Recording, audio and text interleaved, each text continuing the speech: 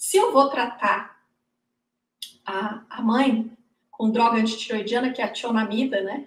Tem o metimazol e tem o propiltiuracil.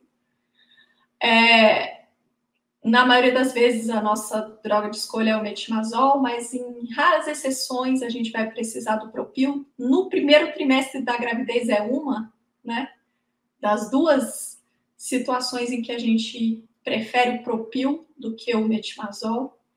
Mas assim, como classe mesmo, né, as tionamidas, elas têm como mecanismo de ação, como que elas funcionam, né? Elas funcionam inibindo a tireoide de trabalhar, né? Inibindo a síntese hormonal tireoidiana. E daí, se eu dou esse medicamento para a mãe para controlar o excesso de hormônio tireoidiano que a mãe está produzindo, beleza, o raciocínio faz sentido.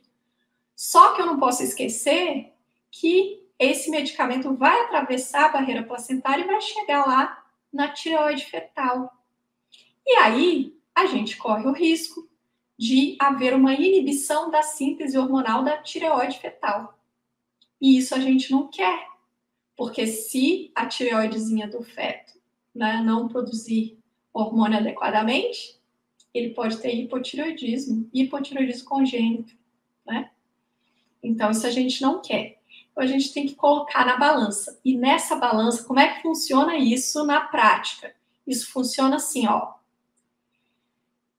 Se a minha paciente tem hipertireoidismo, é um hipertireoidismo por doença de Graves, né? Então ela precisa de tratamento, quer dizer, eu vou procurar usar a menor dose do medicamento, capaz de deixar a paciente em um leve hipertireoidismo. O meu objetivo não vai ser normalizar a produção hormonal da mãe. Por quê? Porque se eu objetivar isso, a dose de tionamida que eu vou usar tem um risco muito grande de provocar hipotireoidismo fetal. E se a gente soma com aquele raciocínio que eu estava falando ainda há pouco, né?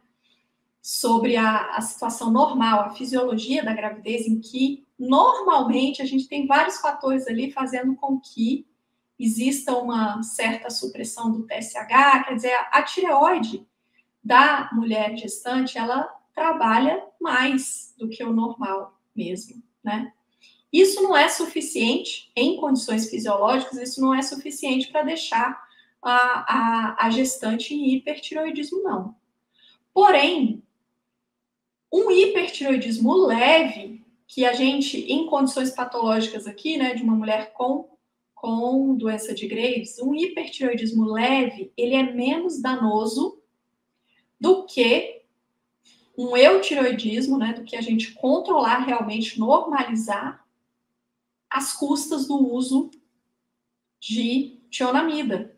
Por quê? Por causa do risco de uma parte, né, desse medicamento tá atravessando a placenta e diminuindo a síntese hormonal da tireoide fetal, né? Então, isso significa que se a sua paciente que chegou até você, ela tá grávida e ela tem um hipertireoidismo leve,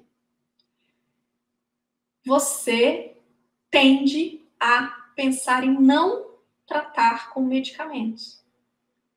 É lógico, você vai precisar tratar algum sintoma que ela tenha, orientá-la, né, de fazer um repouso, coisas que são assim paralelas, mas você vai poder tender a não precisar de tratamento medicamentoso. E quando esse hipertireoidismo não é assim muito leve, né? Daí você vai precisar do tratamento medicamentoso, ok. Mas você vai usar a menor dose do medicamento, capaz de deixar a paciente ali, ó, né, com um leve hipertireoidismo. Quer dizer, você não precisa objetivar normalizar a função, porque dessa forma, né, você manter a paciente com uma dose baixa do medicamento, com, assim, os hormônios próximos do limite superior ou ligeiramente acima do limite superior, né, o hormônio tireoidiano, isso é a melhor situação de equilíbrio, quer dizer, você nem está prejudicando o feto e nem está deixando a paciente em hipertireoidismo que possa trazer consequências. É assim que você encontra esse equilíbrio.